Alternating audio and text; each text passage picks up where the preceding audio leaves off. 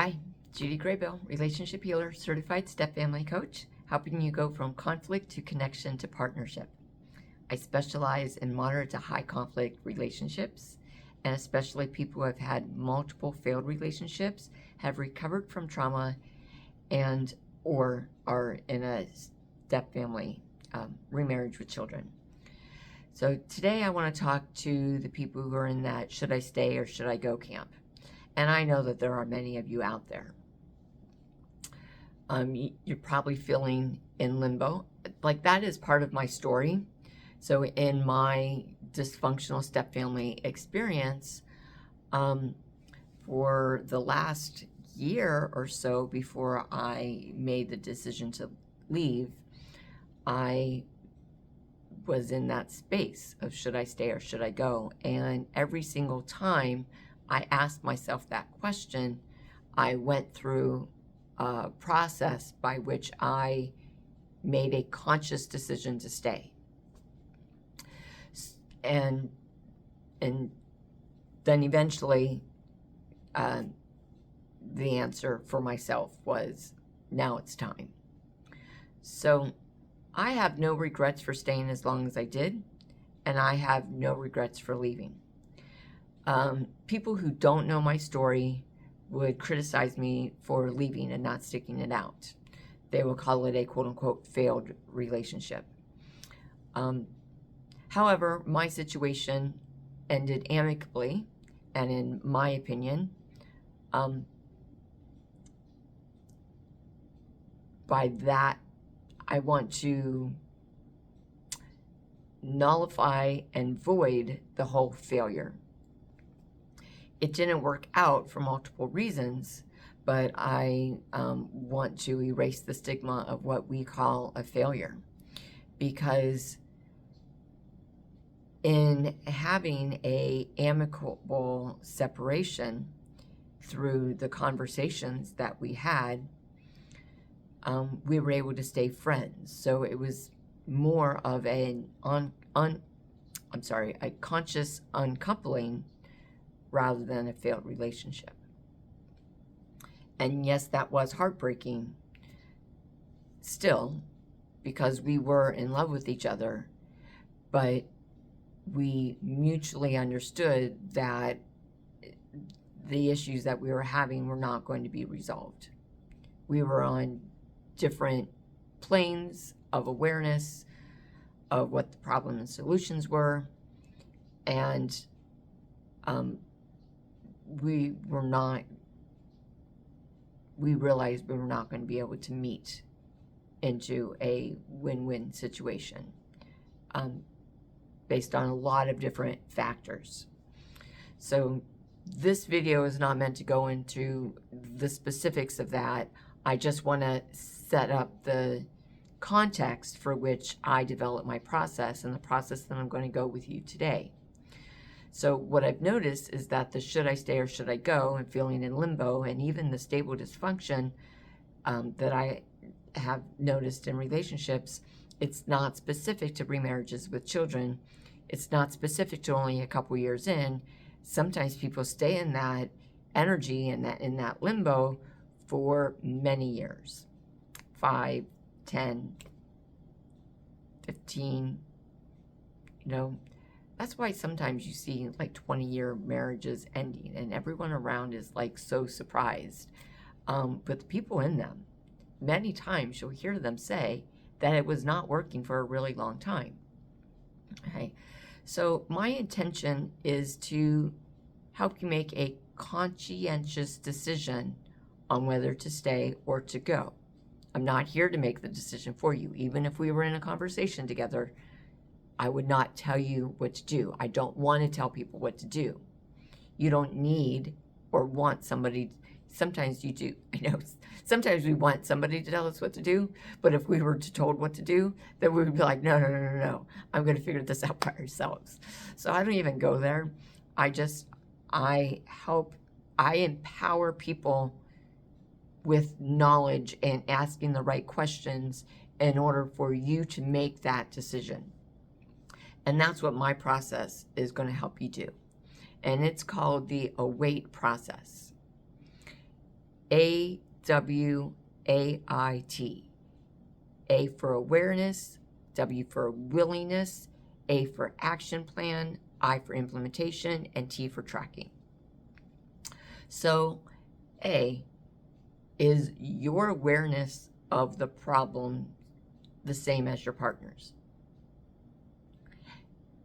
Is your awareness of the solutions to those problems the same as your partner's? So in general, you and your partner have to meet and have an understanding of what that problem is and the solution in order for you to go through the other steps to actually change the situation into a situation that's going to produce long-term harmony. Okay, so this is basically the formula for change, but the way I'm using it today is to help you make a conscious decision to stay or go. Okay, so that's number one. That's the awareness piece in general, in a nutshell. Willingness. If you guys do meet on the awareness of what the problems and solutions are people willing to do that? So a lot of times we hear the phrase, if somebody is willing and able to make a change, and those two go hand in hand for a reason. Because sometimes people are willing but unable. Sometimes we think somebody is able to make those changes, but they're not willing. And the two go hand in hand, and which comes first? It's the willingness, but it comes after the awareness piece, because a lot of times we think that willingness comes first, but in actuality it's second. When the clients come to me, they immediately, in the initial stage, they're like, I'm willing to do anything that it takes, and they both really believe that.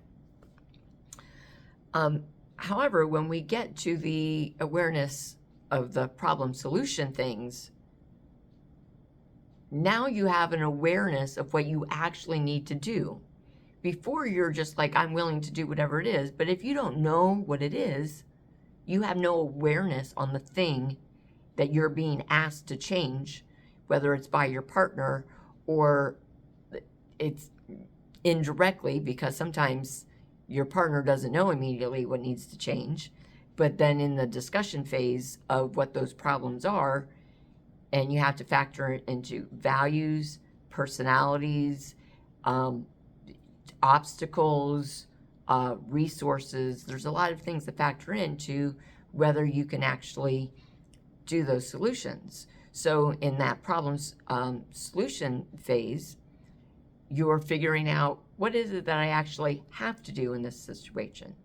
So only after you know all that can you make a informed decision on if you're willing to actually do those things.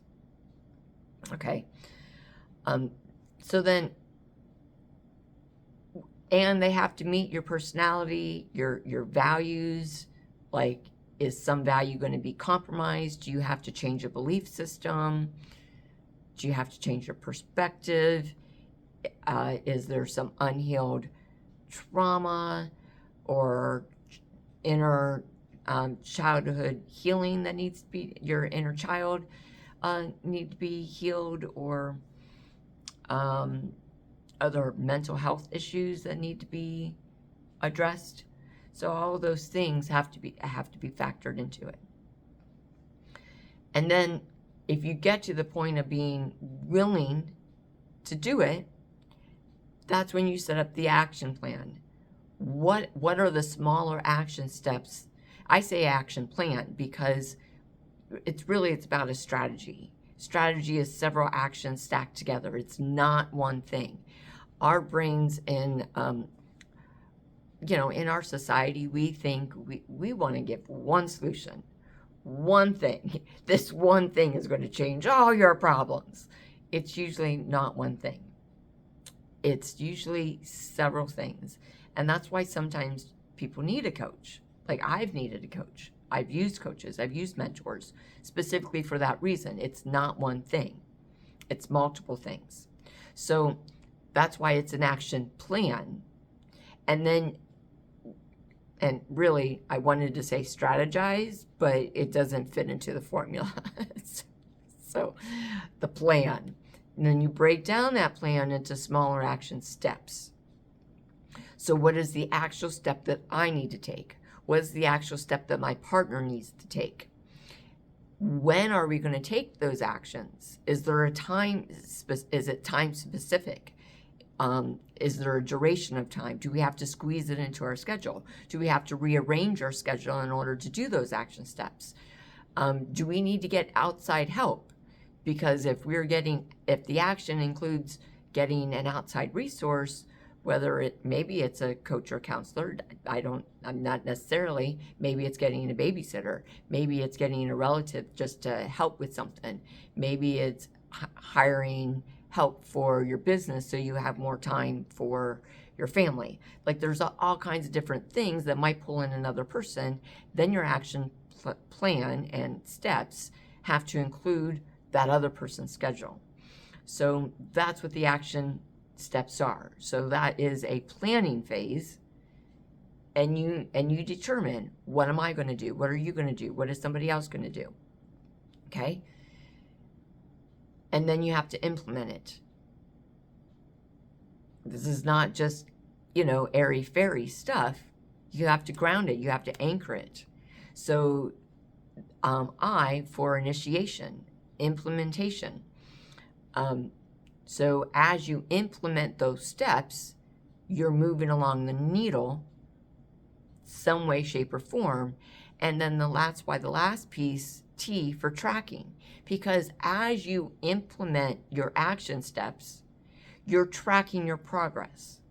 You're tracking what's working and what's not working.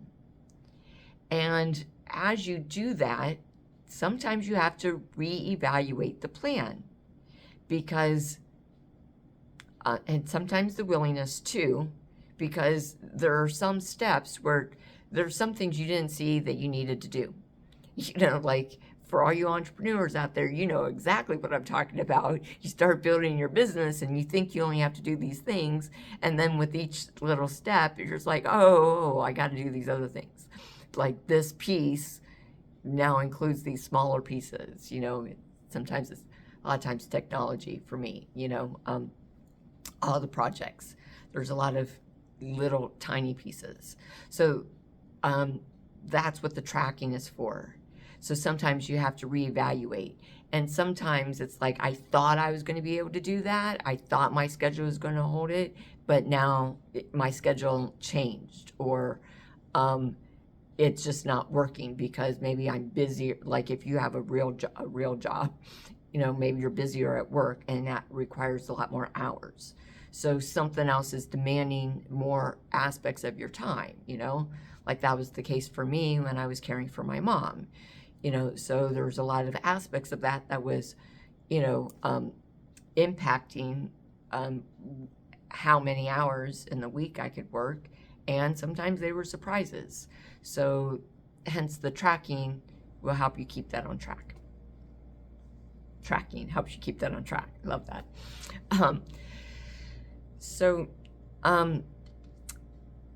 That is the process to change. And that the whole process, the whole await process, partly assumes that you're working together as a team. If you are in limbo and you're the only one, you feel like you're the only one working on your relationship, i.e. stable, dysfunctional, or limbo, you're in that should I stay or should I go phase, you really only need to work through that first couple steps in order to make a conscious decision on whether to stay or to go. Okay, so in order to decide on whether you're going to move forward, if you're going to stay and work this out, first of all, it's good to know what the whole process is, because if you and your partner can get on the same page of what the awareness and solution is, then that whole formula for change will help you guys through it, because you'll have a process to follow in order to feel like real change is going to happen. But initially, if it's just you mainly just need to work on that awareness piece and the willingness piece. So as you're having a conversation with your significant other or spouse, then you want to really be listening to what is their awareness. Just listen and understand from your partner's perspective what the problem is and what the solutions to those problems are. Stephen Covey says, seek first to understand and then to be understood. It's one of the reasons why I say communication is not the top problem, and it's not the cause for a redivorce or separation. It's listening. Listening comes first. Communication is about explaining yourselves. Well, Stephen Covey says, seek first to understand and then be understood. So it's not an explaining problem, it's a listening problem. Listen first. Ask a lot of questions. Understand your partner's reasons for doing or not doing whatever it is. You can start the conversation by expressing what you feel the problem is, and then listen to your partner on his or her perspective of what the problem is. Do you agree? This is what I see as the problem. Do you agree with me? Yes or no? And if not, why? Now, hopefully you're not going to have arguments, but relationships are what they are, and it's going to bring up a lot of triggering conversations. I would say that do not expect to resolve this in one conversation. Expect to have multiple conversations on this as you work through whatever those triggers are and those emotional blocks. And if you're having help, if you're having help, well, if you're having help, that's great.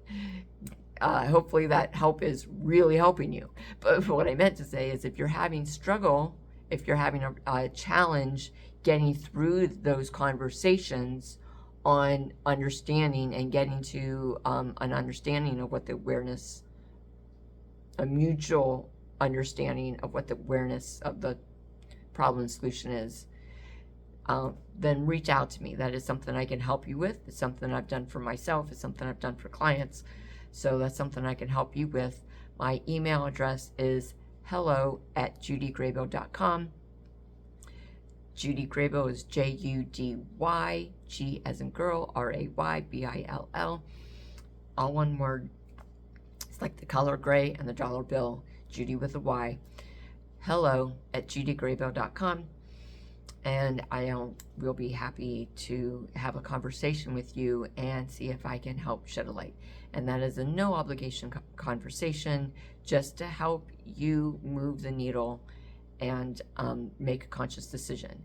And if that conversation is enough, there's no obligation for any further contact with me. If you want further help, then we'll talk about that. But, for some of you, one conversation is enough. All right, so I will leave it there for now, and I hope you have a great and blessed day. Thank you.